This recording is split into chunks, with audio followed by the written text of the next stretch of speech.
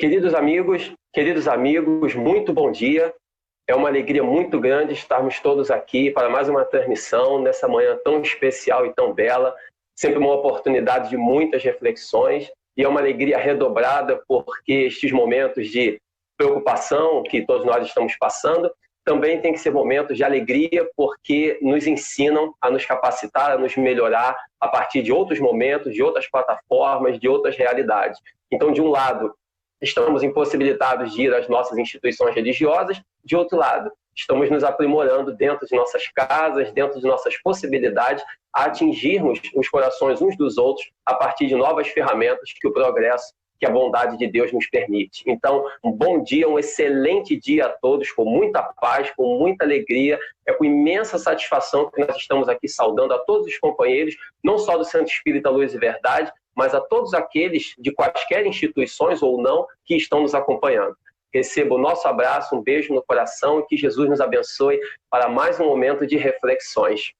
Nós vamos, como de hábito, ler uma página para logo depois fazer a nossa oração. Sejam todos muito bem-vindos. Do livro Ceifa de Luz, de Chico Xavier, pelo Espírito Emmanuel. No trato comum. Nem haja alguma raiz de amargura que, brotando, vos perturbe, e por meio dela muitos sejam contaminados. Paulo. É razoável estejamos sempre cautelosos a fim de não estendermos o mal ao caminho alheio.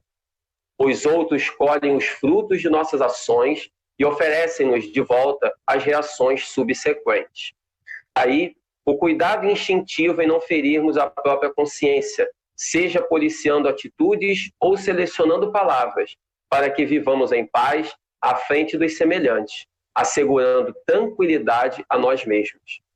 Em muitas circunstâncias, contudo, não nos imunizamos contra os agentes tóxicos da queixa.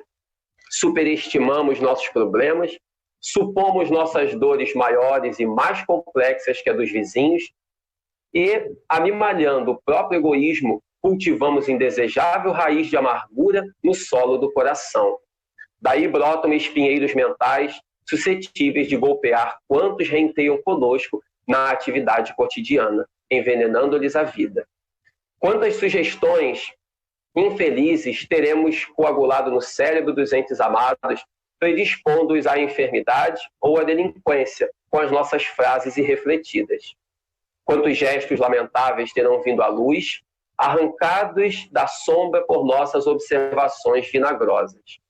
Precatemo-nos contra semelhantes calamidades que se nos instalam nas tarefas do dia a dia, quase sempre sem que venhamos a perceber. Esqueçamos ofensas, discórdias, angústias e trevas, para que a raiz da amargura não encontre clima propício no campo em que atuamos.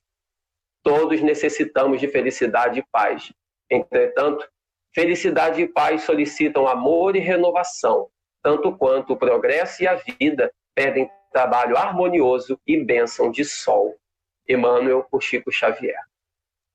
Vamos fazer a nossa prece. Bom e amado Mestre Jesus, divino amigo das nossas existências, aqui nos encontramos, Senhor, para mais um momento de reflexão e de aprendizado, onde a Tua bondade desce sobre nós, nos estimulando a vida, a paz, ao otimismo, a fé, fazendo com que venhamos a crescer a cada dia no Teu amor e aonde essas falanges imortais do bem, que o Senhor delegou à terra a fim de nos guiar à senda da paz, permanecem conosco em Teu santo nome. E no santo nome de Deus, nosso Pai, que na sua infinita misericórdia abençoa a humanidade com as alegrias, ora com as preocupações, mas sempre com o intuito de fazer-nos crescer, servir e amar, na certeza de que esse é o objetivo da vida na terra. Abençoa-nos, Senhor, abençoando a toda a nossa sociedade, iluminando os nossos corações e fortalecendo-nos a fé e o sentimento de esperança, para que o Senhor seja conosco hoje, agora e sempre. Louvado seja o Teu santo nome, Pai amado. Muito obrigado por tudo e graças a Deus.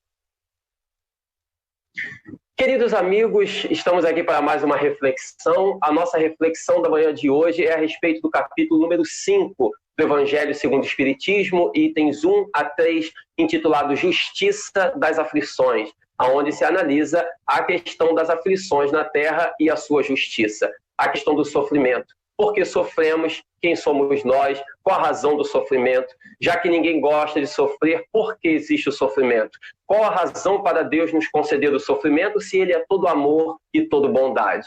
São essas reflexões que o Evangelho segundo o Espiritismo nos traz nesse capítulo número 5, na sabedoria de Allan Kardec e do ensinamento dos Espíritos, e naturalmente baseado no Evangelho de nosso Senhor Jesus Cristo, o grande mestre da humanidade. E as nossas reflexões começam com as bem-aventuranças de Jesus, porque as bem-aventuranças de nosso Senhor, elas trazem exatamente uma proposta de reflexão em todos os ângulos da vida. Eu me lembro sempre de Mahatma Gandhi, que dizia que o Sermão da Montanha, onde estão as bem-aventuranças de Jesus, é o texto mais belo da humanidade. Mahatma Gandhi costumava dizer que somente o Sermão da Montanha já é suficiente para entender todo o Evangelho de Jesus. Que muitos cristãos leem toda a Bíblia e muitas vezes não são cristãos. Mas se alguém ler o Sermão do Monte, entendê-lo e praticá-lo, essa pessoa já é um cristão. Tamanha beleza das bem-aventuranças.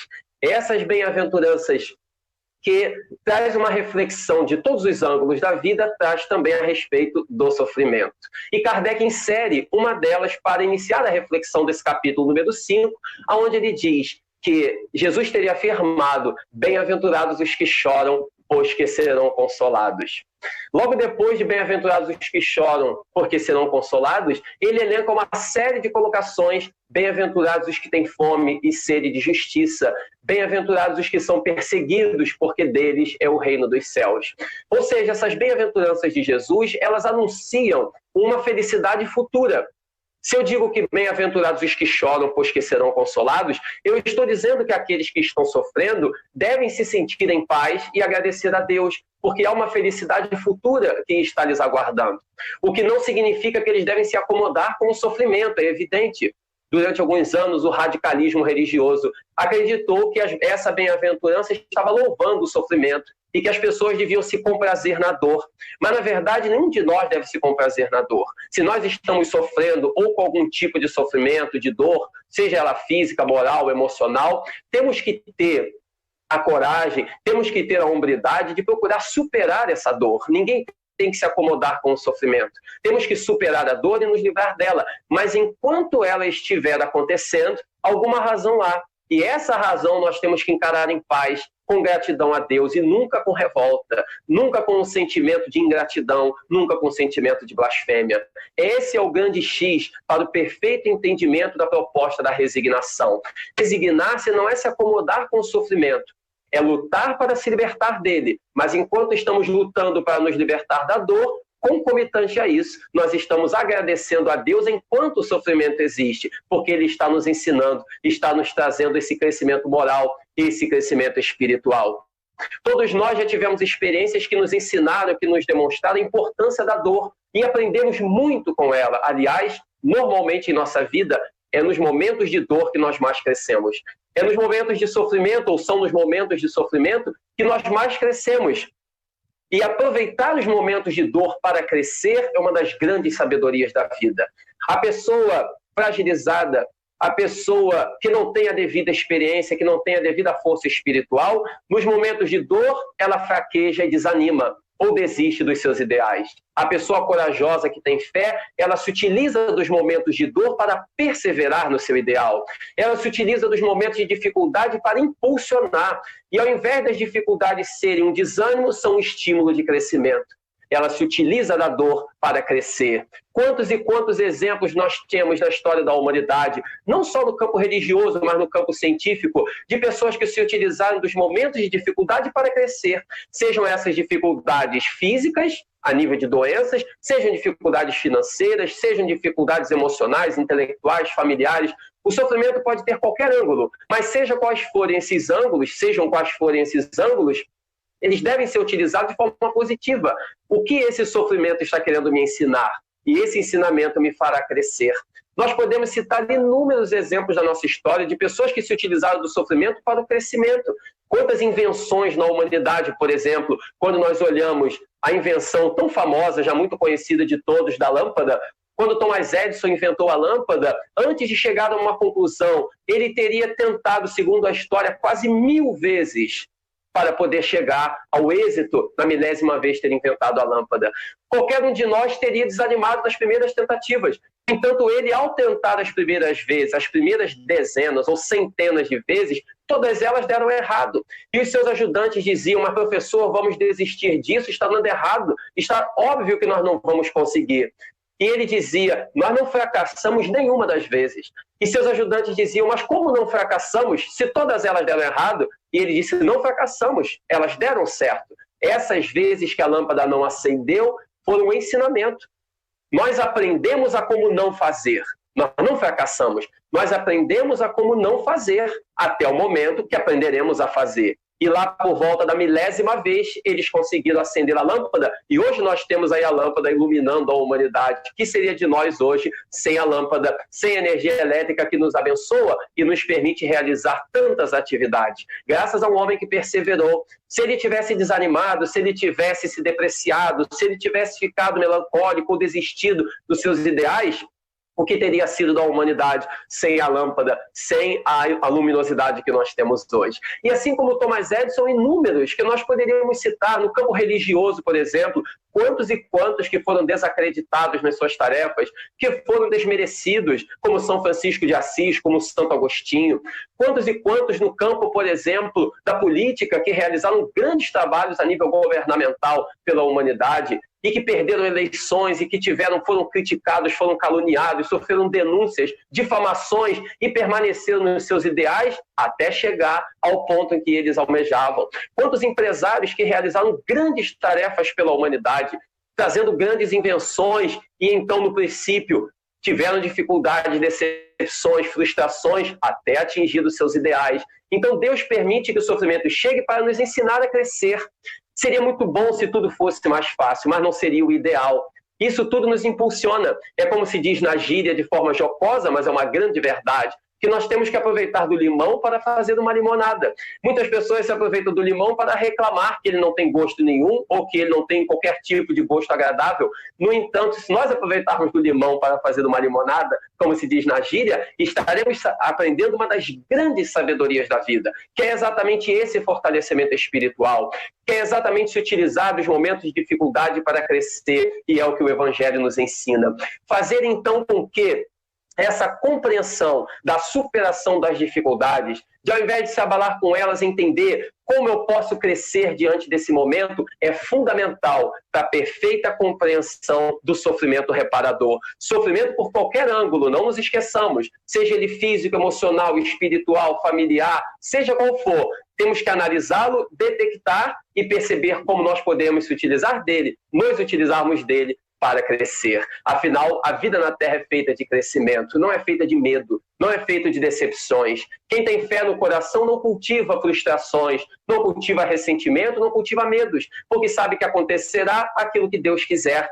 Como está numa belíssima passagem da Bíblia: 1000 cairão à tua direita, 2000 à tua esquerda, mas tu não serás atingido.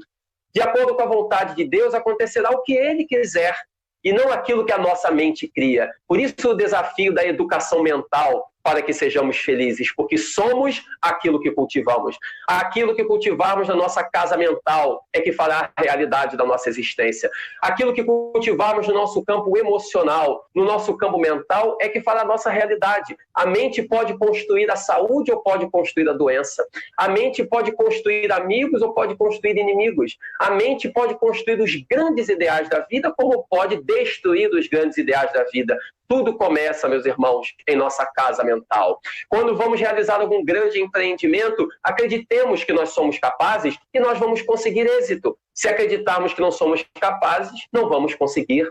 Eu me lembro sempre de Henry Ford, um dos pais da indústria moderna, especialmente na indústria automobilística, e Henry Ford ficou imortalizado devido à imensa contribuição que ele deu para o mundo tecnológico, pelo menos no seu período, e consequentemente para o restante das épocas. Até hoje, as suas invenções, a sua inteligência permanece permeando a nossa sociedade com grandes contribuições a nível de progresso. E Ford, na sua intelectualidade brilhante, ele costumava dizer: se você acredita que é capaz ou acredita que não é capaz, de qualquer forma você tem razão. Vou repetir, se você acredita que é capaz ou acredita que não é capaz, de qualquer forma você tem razão, porque o que você acreditar é o que vai acontecer. Então, quando nós acreditamos em alguma coisa, é aquilo que acontecerá. Se eu acreditar no bem, o bem vai acontecer. Se eu acreditar na saúde, eu serei saudável. Se eu acreditar na felicidade, eu serei feliz. Mas se eu acreditar na tristeza, é óbvio que eu serei triste. Se eu acreditar na doença, eu serei doente a vida inteira. Aquilo que nós cultivarmos na casa mental é o que vai acontecer no nosso dia a dia.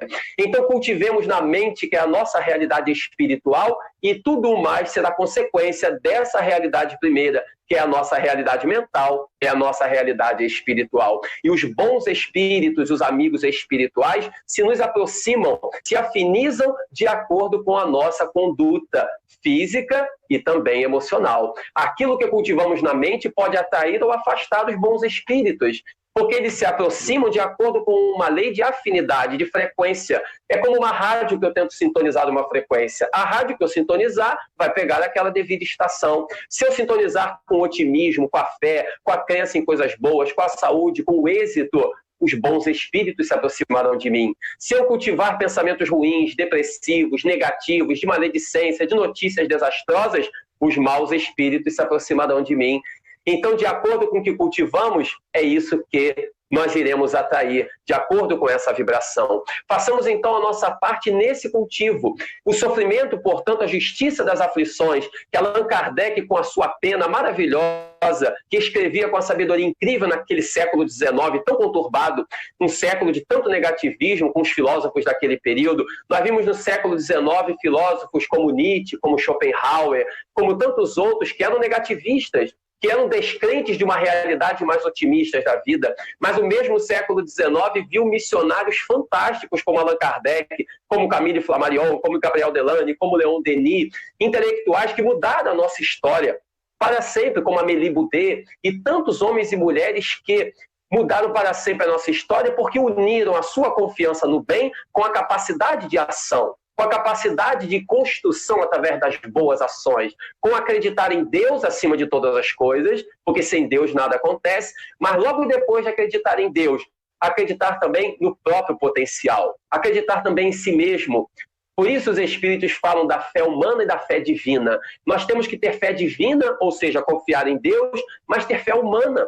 Confiar em nós mesmos também, acreditar em nós. Porque não adianta de nada se eu acredito em Deus e não confio no meu potencial. De que adianta acreditar em Deus e me entregar ao desânimo, me entregar ao pessimismo, me entregar ao desprezo? Acreditar em Deus sobre todas as coisas, mas acreditar em Deus sobre todas as coisas, mas acreditar também em mim. Acreditar no meu potencial, que eu posso fazer muitas coisas. Deus acima de tudo e o meu potencial logo depois fará com que esse nosso potencial em conjunto construa todas essas maravilhas. Venha nos fazer superar os sofrimentos e acima de tudo construir um mundo melhor, porque estamos na Terra todos para dar uma contribuição. E ninguém dá uma contribuição na construção de um mundo novo se estiver depressivo, se estiver melancólico. Damos contribuição quando estamos entusiasmados, quando estamos otimistas, quando estamos dispostos, quando estamos felizes. Façamos, então, essa realidade. Kardec, na sua sabedoria que permeou toda a intelectualidade do século XIX e abriu as portas para o século XX e XXI, e hoje a doutrina espírita, ao lado das demais crenças, prossegue espalhando felicidade, espalhando fé, espalhando esperança para a nossa humanidade. Nós vemos nessa sabedoria que os espíritos trouxeram pela doutrina dos espíritos, nós vemos como que a humanidade necessita dessas informações, dessas experiências, até porque dentro desse conceito do espiritismo iluminando a ideia do sofrimento, algumas questões são fundamentais para esse correto esclarecimento. Essa consolação na vida futura a que Jesus se refere. Bem-aventurados os que choram porque serão consolados, bem-aventurados os que sofrem, bem-aventurados os pobres, bem-aventurados os que são perseguidos. Essa consolação, essa perseguição, essa dor, de onde virá esse consolo? Na Terra, sim, também virá, mas especialmente no mundo espiritual, no após a morte. Após a morte, nós colheremos as consequências das nossas ações, colheremos a felicidade dos nossos bons atos. Toda vez que soubermos suportar um sofrimento e toda vez que cultivarmos coisas boas, realizarmos boas obras, estamos construindo para o caminho do bem e estamos construindo para nós mesmos a felicidade futura. Estamos construindo para nós mesmos um futuro de paz após a morte. Porque não devemos temer a morte. Devemos temer, sim, viver de forma improdutiva. Esse deve ser o nosso temor. Boa parte das pessoas tem medo de morrer. Na verdade, o nosso medo deve ser não viver de forma produtiva. Eu tenho que ter medo de ser preguiçoso. Eu tenho que ter medo de ser desanimado. Eu tenho que ter medo de ser desonesto. E isso eu posso ter medo, mas não ter medo de morrer. Porque a morte pertence a Deus. Ele dirá o tempo dele em que a morte acontecerá. Ao mesmo tempo em que ele dirá o tempo dele, nós não devemos temer aquilo que é inevitável. Nenhum de nós deve ter medo inevitável, meus irmãos. Da mesma forma que eu não devo ter medo do pôr do sol, da mesma forma que eu não devo ter medo do anoitecer, eu não posso temer a morte. Temer a morte seria algo estranho. Se ela vem de Deus e vem no tempo de Deus, nós não devemos temê-la.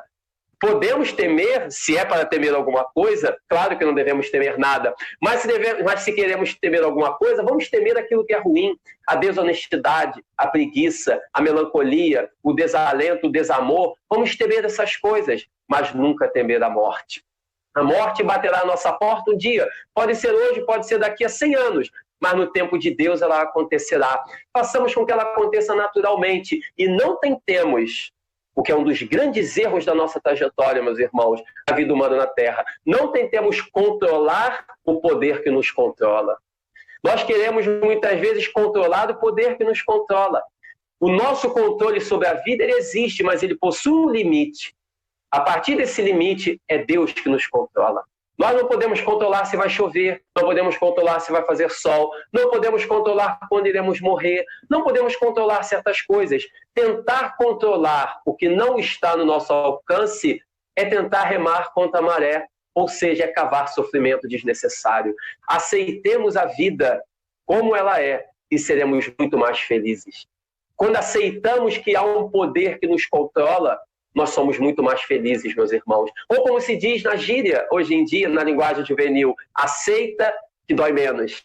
Os jovens costumam brincar com essa frase, aceita que dói menos. E é uma grande realidade. Aceitar. O que eu posso mudar, eu mudo. O que eu não posso, eu tenho que aceitar. Se eu não aceitar, eu vou lutar eternamente e vou sofrer. Então eu tenho que reconhecer aquilo que eu não posso mudar. Eu posso não gostar da chuva, mas se começar a chover, eu tenho que aceitar aquilo, porque a minha blasfêmia não vai fazer a chuva parar. Da mesma forma, a morte vai chegar um dia, da mesma forma, outras coisas chegarão. Não tentemos controlar o poder que nos controla. Não tentemos remar contra a maré.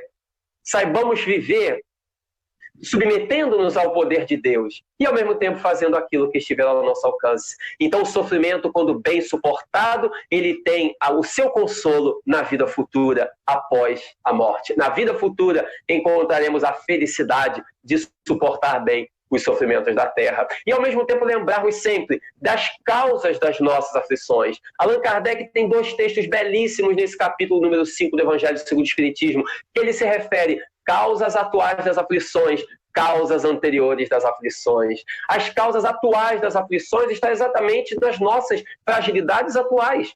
Quantas coisas que cometemos atualmente durante essa vida e que geram determinados sofrimentos. As causas atuais estão nos erros que cometemos nessa vida. As causas anteriores das nossas aflições estão nos sofrimentos de encarnações passadas. A reencarnação, como o Espiritismo nos ensina, e não só o Espiritismo, mas a maior parte das crenças da humanidade são reencarnacionistas, nas reencarnações passadas estão as explicações para muitos dos sofrimentos do presente. Então, se eu tenho hoje uma dor, ela pode ter uma causa na reencarnação passada, mas não apenas na encarnação passada, pode ter também uma causa na encarnação presente. Muitas vezes atribuímos as nossas dores apenas às coisas passadas. Quantas pessoas que dizem determinada dor, que possui isso, que possui aquilo, que possui dores as mais variadas, e atribuem tudo a existências passadas, quando, na verdade, essas dores podem ser também da vida presente, de equívocos cometidos no presente. Até porque nossas provas são muito variadas. As doenças, as dificuldades financeiras, os problemas familiares, até a beleza pode ser uma provação, conforme nos ensina a doutrina espírita. Porque a beleza, ela pode ser uma prova porque ela nos conduz mais facilmente às tentações. As pessoas mais belas estão muito mais sujeitas às tentações. As pessoas que têm muita beleza. Eu tenho até que me preocupar com essa prova, porque provavelmente eu esteja dentro dela. Mas essa questão, ela tem que estar exatamente bem compenetrada dentro de nós, fazer com que as provações sejam bem entendidas e entender que elas podem ter uma causa em encarnações passadas, mas podem ter uma causa na vida presente. Aliás, diga-se de passagem, boa parte das nossas dores tem as causas na vida presente, não na vida passada. Quantos comportamentos de desatinos cometemos, quantos comportamentos irresponsáveis, quantos comportamentos impensados que geram sofrimentos atuais. Quantos e quantos, e acreditamos que a causa está no passado e, na verdade, está na vida presente. Eu me lembro da vida do apóstolo Paulo. Quando o apóstolo Paulo se converteu, até então ele era Saulo de Tarso, e ele se converteu, ele passou a trabalhar pelo cristianismo. Ele havia sido, antes de se converter a Jesus, Paulo, na sua saga, na sua historiografia tão bela, que ele abriu espaço para a pregação do cristianismo, mas ele também havia dado início à perseguição do cristianismo.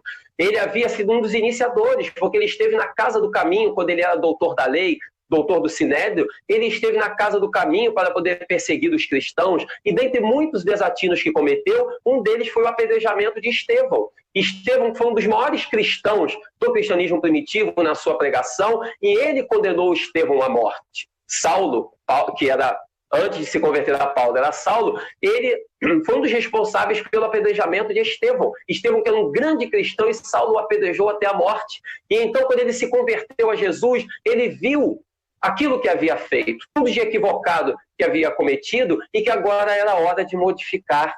Mas ao invés, a beleza da vida de Paulo, quando ele se converte a Jesus, ele muda de nome de Saulo para Paulo, e a beleza da sua vida, uma das belezas está exatamente do fato de que ele não ficou se lamentando do passado, ele partiu para viver o presente. E nós temos que viver o presente, meus irmãos. Quando ele se converteu a Jesus, diz a história que com 30, 35 anos de idade, ele havia cometido inúmeros desatinos. Mas o que ele deveria fazer agora? Sentar e chorar pelos desatinos que cometeu? Ou olhar para frente e ver o que ele poderia fazer de bom? Muitos de nós sentaríamos e choraríamos o passado. E ele havia feito muitas coisas equivocadas. Acabamos de dizer que ele foi o principal responsável pela morte de Estevão. Ele mandou prender o apóstolo Estevão e mandou apedrejá-lo até a morte. E Estevão morreu graças às pedradas dele.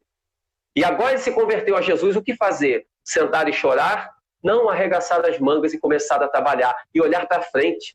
Porque a vida não é feita de passado, a vida é feita de futuro e de presente. Então, viver o agora. Ele arregaçou as mangas e foi viver Jesus. E foi olhar para frente e foi viver o Evangelho de nosso Senhor. E foi dar o melhor de si na construção de um mundo melhor. Tornou-se o maior pregador do cristianismo de todos os tempos. Tornou-se o primeiro a escrever sobre a mensagem de Jesus. Porque até então o que havia sido escrito sobre Jesus foi o que os apóstolos escreveram, mas foram as palavras que Jesus ditou que os apóstolos escreveram. Paulo não. Paulo escreveu por conta própria reflexões sobre o Evangelho. As famosas epístolas paulinas que estão no Novo Testamento Bíblico, aonde ele grafava, e tudo aquilo que ele anotava, ele enviava para as instituições, para as igrejas que ele havia ajudado a fundar, para os filipenses, para os coríntios e para tantos e tantos outros, que na época marcaram a história do cristianismo e que Paulo havia fundado instituições, ele escrevia cartas e mandava. Então era a pregação do evangelho ensinando as pessoas,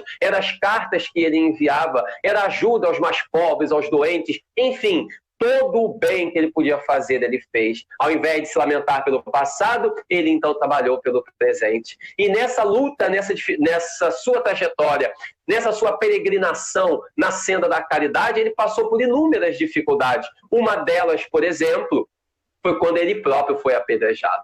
Numa das suas pregações, Paulo se encontrava numa cidade e ele então se levantou para pregar. Levantou-se diante do público e começou a falar, e a multidão se aproximando para ouvir, e ele falando de Jesus e das maravilhas da Boa Nova. Quando, em determinado momento, um grupo começou a se revoltar, um grupo que era contra o cristianismo, e alguém lhe atirou uma pedra. Quando alguém lhe atira uma pedra, os demais começam a se entusiasmar. As pessoas na multidão diz a psicologia moderna, que as pessoas, quando estão na multidão, elas perdem a sua individualidade para adotar uma individualidade grupal. E então é por isso que muitos começam a fazer aquilo que outros começaram e passam todos a fazer uma coisa só.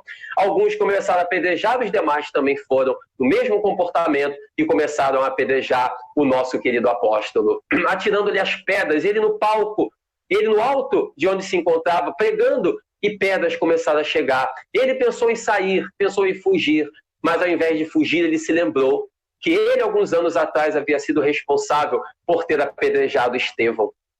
Ele apedrejou Estevão até a morte. Então, quem sabe ali não estava Deus fazendo com que ele reparasse pelo seu erro e receber em si mesmo aquilo que ele fez por Estevão. E ao invés de fugir, ele se ajoelhou e começou a agradecer a Deus enquanto algumas pedras se lhe chegavam. Agradeceu a Deus e quando terminou a cena, ele então desceu, machucado, porém agradecido e feliz, porque sabia que havia reparado um erro.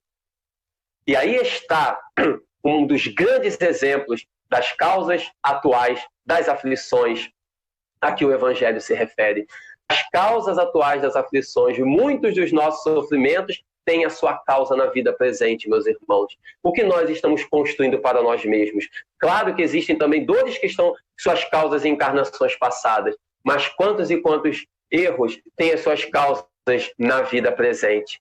Quantos e quantos têm suas causas na vida presente? Nós devemos procurar observar isso. E mais do que isso, se essas causas das dores estão na vida presente ou vida passada, não importa tanto, porque o importante é viver o agora, fazer o melhor possível hoje. O que eu posso fazer daqui para frente? Minha vida de hoje para trás pode ter sido um exemplo de bondade, como pode ter sido um mau exemplo de inúmeros comportamentos. Não interessa, o que importa é o que eu posso fazer daqui para frente. O que eu posso fazer hoje, o que eu posso fazer agora para ser uma pessoa melhor e para tornar o mundo melhor. Esse deve ser o pensamento. Esse deve ser o nosso pensamento quando nós olhamos a vida desses grandes missionários. Eu me recordava, antes de começarmos essa nossa transmissão e conversar com os amigos, eu me recordava da vida de Joana d'Arc. Dizem-nos os espíritos que Joana d'Arc, uma das grandes missionárias e mártires de todos os tempos, que na Idade Média deu a sua vida pelo bem da França e na libertação da chamada Guerra dos 100 Anos, onde a França era oprimida pela Inglaterra e os soldados nunca que conseguiam a libertação e uma jovem de 19 anos conseguiu libertar a França na sua força. Joana d'Arc começou a sua luta aos 17 e terminou aos 19, quando ela foi queimada viva pela Inquisição, aos 19 anos de idade. Uma jovem simples e humilde liderou o exército francês, mas sem violência, através da paz e da sabedoria, através da interferência da influência espiritual, com a sua inteligência conseguiu libertar a França da chamada Guerra dos 100 Anos. Essa moça, que com 19 anos deu a vida pela humanidade, morrendo na Santa Inquisição, era a reencarnação de Judas, o mesmo apóstolo Judas, que havia cometido o grande erro do enforcamento. Após ele ter entregue Jesus, ele infelizmente se enforcou, o que foi um erro maior ainda, porque ele ter entregue onde Jesus se encontrava foi um erro que qualquer ser humano pode cometer, mas o pior erro de Judas foi ter tirado a própria vida pelo suicídio. E dizem os espíritos que quando esse espírito volta na Idade Média, mais de 1400 anos depois, para viver como Joana d'Arc, veio para realizar uma grande missão, mas concomitante a isso, ele estava também resgatando aquele sofrimento de ter se enforcado, tirado a própria vida na época de Cristo pelo suicídio. Ali estava Joana d'Arc, esse grande espírito dando a sua vida por amor à verdade, e ao mesmo tempo resgatando nas labaredas que iluminaram os mártires durante o período da Idade Média, da Inquisição, que abriram espaço a novas luzes que viriam na Idade Moderna e na Idade Contemporânea. Também estava esse espírito de Skol resgatando esse equívoco do passado. Aí estão grandes exemplos com esses missionários. O apóstolo Paulo e o apedrejamento com as causas atuais das aflições. Joana d'Arc e tendo incinerado o seu corpo vivo, causas anteriores das aflições, no exemplo de Judas. Mas se as causas são atuais ou anteriores, não nos importa muito. O que nos importa é entender a grandeza do sofrimento. Procurar nos libertar dele, sim, Estamos aqui não para nos acomodar com a dor, estamos aqui para nos libertar da dor. Mas enquanto ela está conosco, agradecer a Deus e saber superá-la. Não intensificá-la com a nossa vida mental. Procurar utilizar dos momentos para crescer, porque estamos na vida, meus irmãos, para crescer e para nos desenvolver. Nós podemos fazer muito mais do que as pessoas esperam de nós, do que a vida espera de nós. Eu me lembro que quando Chico Xavier reencarnou, segundo narram os espíritos, a sua programação era psicografar, o nosso querido Chico Xavier, era psicografar em torno de 100 obras. E, no entanto, ele psicografou muito mais do que isso. Mais de 400 obras foram psicografadas. Mais de 400 obras foram psicografadas. E a sua programação é psicografar em torno de 100, 150. Mas por que ele conseguiu isso tudo? Exatamente porque ele trabalhou muito mais do que aquilo que se esperava dele. E trabalhando, e a sua resignação, a sua capacidade de dedicação, de abnegação, ampliou a sua missão na Terra. Então, todos nós reencarnamos com uma missão. Nós podemos fracassar nela, podemos executá-la como deve ser, o que já será um grande ganho, ou podemos fazer muito mais do que esperam de nós. Ou podemos fazer muito mais do que se espera, realizar muito mais do que se esperava, devido à abnegação, devido à dedicação.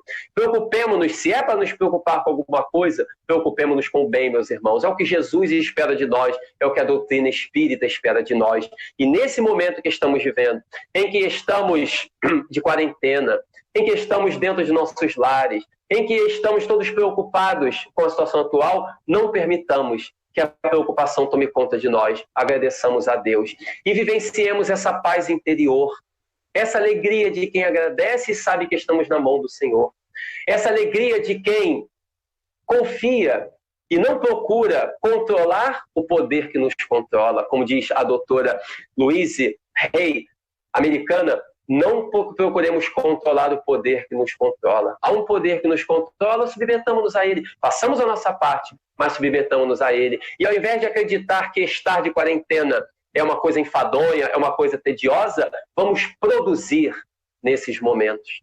Vamos produzir nele, porque Shakespeare, numa das suas mais famosas obras, a obra Hamlet, uma das mais famosas obras de nosso querido Shakespeare, ele costumava dizer, Shakespeare, que é considerado um dos maiores patamares e referências culturais da cultura ocidental dos últimos séculos, em Hamlet, Shakespeare dizia, aliás, a personagem Hamlet dizia, quando questionam a ele a sua vida dentro de um palácio, Hamlet diz, eu poderia viver dentro de uma casca de nós e ser o rei do infinito, porque a liberdade não é estar fora, a liberdade é estar livre dentro de mim mesmo. Eu poderia estar dentro de uma casca de nós e ser o rei do infinito. Ou como disse Mahatma Gandhi, a liberdade não é estar nas ruas e a prisão não é estar atrás das grades. Eu posso estar livre dentro da prisão ou posso estar preso nas ruas, porque a liberdade e a prisão estão dentro de mim. Há muitas pessoas que estão pelas ruas e estão presas dentro de si mesmo, nas suas angústias, nos seus vícios, nas suas imperfeições, nas suas incredulidades. Ou eu posso estar dentro das grades e estar livre.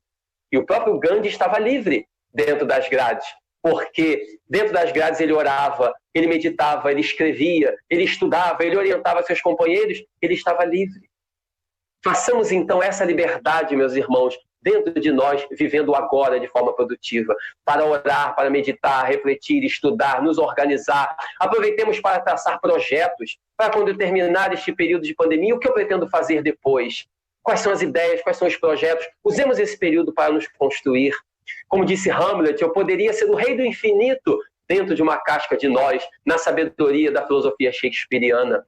Ou numa outra obra de Shakespeare também, disse o Duque Próspero, na peça A Tempestade, nós somos feitos da mesma matéria dos sonhos, disse ele. E se nós somos feitos, meus irmãos, da mesma matéria dos sonhos, são os nossos sonhos que nos mantêm vivos e nos mantêm entusiasmados. Esses sonhos que cultivamos nunca devem morrer. Quando entendemos essa sabedoria de sonhar, esses projetos nos colocam para frente. Esses projetos nos levam a viver. Então nunca nos esqueçamos que somos feitos da mesma matéria dos sonhos. Nunca nos esqueçamos de que podemos ser livres dentro de uma prisão, como dizia Gandhi. Nunca nos esqueçamos que podemos ser o rei do infinito estando dentro de uma casca de nós. E, acima de tudo, nunca nos esqueçamos de Jesus e de Allan Kardec, esse grande farol da humanidade, que é nosso Senhor Jesus Cristo, e que nos traz a alegria de viver e de servir, para que possamos dar o melhor de nós. E quando o Espiritismo nos ensina que fora da caridade não há salvação, quando nos ensina que o verdadeiro homem de bem, que o verdadeiro espírita é o verdadeiro cristão, porque ser cristão é ser tudo na humanidade. Assim como as outras religiões trazem belíssimos ensinamentos, todas as religiões, cristãs ou não, trazem belíssimos ensinamentos para a humanidade, mas enaltecendo sempre a pessoa de nosso Senhor Jesus Cristo e do nosso querido professor Allan Kardec, essas belíssimas obras que nos trazem, partindo do Novo Testamento Bíblico e as obras de Allan Kardec, nos impulsionando ao entusiasmo de viver, à alegria de servir, para que os nossos sonhos nos impulsionem para o futuro, já que, como dizia Shakespeare, nós somos feitos da mesma matéria dos sonhos e, como dizia Allan Kardec, fora da caridade não há salvação. Então, amigos queridos, que possamos nesse período refletir e, ao invés de diminuir nossa crença, nossa fé, o nosso entusiasmo, aumentar esse entusiasmo na força da fé que procura ser cada vez melhor. Portanto, meus irmãos, só temos a agradecer. Agradecer o carinho de todos, a presença, a participação tão especial de todos aqueles que nos ouvem, de todos aqueles que estão conosco participando dessas reflexões. Poderíamos ficar aqui a manhã inteira. Não se preocupem, não ficaremos. Embora poderíamos ficar com o maior prazer, mas não ficaremos. Estamos caminhando para o nosso encerramento. Gostaríamos de agradecer, meus irmãos, fazendo um agradecimento aqui, já caminhando para o nosso encerramento, todos aqueles que estão nos acompanhando. Não é possível citar todos, então nós fazemos sempre um agradecimento geral, mas sintam-se todos abraçados. Nós estamos com a presença de algumas casas, de outras instituições, além do Centro Espírita Luz e Verdade, e todos os companheiros que fazem parte dessa querida família Luz e Verdade, também inúmeros companheiros do movimento espírita. Centro Espírita Isaac Lima, Congregação Espírita Cristã, os companheiros queridos de Muriaé, da querida Zona da Mata Mineira que nos acompanham, o Grupo Espírita Missionários da Luz de Santa Cruz, um grande abraço para os queridos irmãos, o Núcleo Espírita Leon Denis, aqui de Campo Grande, o Grupo Espírita Teresa de Jesus, daqui de Campo Grande também, e todos os demais que nos ouvem, seja do Rio de Janeiro ou fora, como dissemos, não há como citar todos, com certeza, companheiros de outras regiões que também não foram citados, mas sintam-se todos abraçados e envolvidos por esses períodos e por esse grande momento de reflexão que a tecnologia nos permite. Agradecer a todos vocês, pedir a Deus que ilumine, que abençoe, que ampare. Já estamos caminhando para a nossa prece final. Que Deus abençoe todos vocês, as vossas famílias, permaneçamos fiéis e dedicados, fazendo todo o bem que nos seja possível dentro das nossas possibilidades. Aproveitando para divulgar, além dos agradecimentos todos, aproveitando para divulgar que no nosso canal aqui no YouTube do Centro Espírita Luz e Verdade, que todos se inscrevam. Nós temos aí embaixo do vídeo o lugar para se inscrever e o sininho do lado para ativar. Então se inscrevam no canal, ativem o sininho para receber as notificações, os novos vídeos, e não só no nosso canal do Luz e Verdade, mas das demais instituições que citamos e todas as outras, para que os canais do YouTube das Casas Espíritas possam crescer. Porque cada um que se inscreve, que ativa o sininho, que recebe notificações, que assiste, estamos fazendo o movimento espírita crescer. A maioria das casas hoje tem esses canais no YouTube, Facebook, Instagram. Se inscrevam, curtam as páginas, sigam as páginas. Isso não só é bom para nós, que estamos cultivando esse aprendizado cada vez mais, e ajudamos as casas a crescer nesse trabalho virtual de rede social que cresce cada vez mais. Ok, meus amigos? Então, nós vamos fazer a nossa prece final, caminhando para o nosso encerramento, e mais uma vez dando um beijo no coração de todos e permaneçamos em paz e em harmonia. Vamos orar. Bom e amado Mestre Jesus, divino amigo das nossas existências, Senhor de nossas vidas, nós só temos a agradecer por tudo o que o Senhor nos concede. Só temos a agradecer por todos esses momentos inesquecíveis de estarmos na Terra, todas as ocasiões, aquelas de alegria e aquelas de reflexão, aquelas que estamos em público com os amigos ou aquelas que estamos em família ou até mesmo aquelas em que estamos momentaneamente sozinhos, sempre agradecendo a Deus.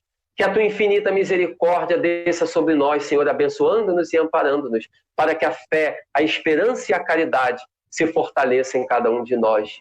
Que Deus, em sua infinita misericórdia, nos abençoe e que essas imortais falanges do bem, em nome de nosso Senhor Jesus Cristo, nos leve a fortalecer a fé, a esperança e a caridade. E possamos dizer, como os cristãos do passado, glória a Deus nas alturas, boa vontade para com os homens e paz na terra. Ave Cristo, aqueles que te amam, te homenageiam e te saúdam no limiar da nossa imortalidade. Se conosco, Senhor, hoje, agora e sempre, que assim seja, graças a Deus.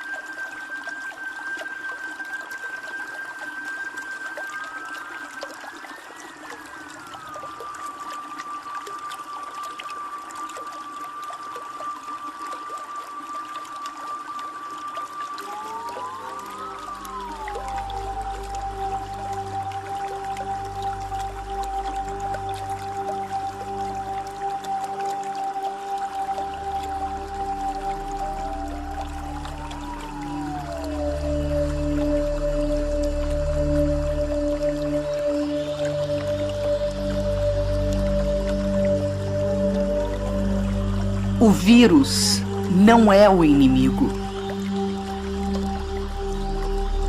Ele é apenas um mensageiro, um aliado que nos indica a mudança de curso necessária em nossa jornada.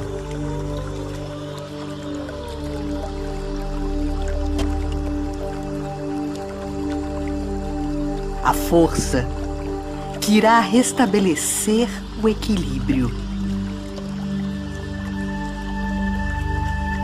Reflita sobre o ontem. Avalie o amanhã.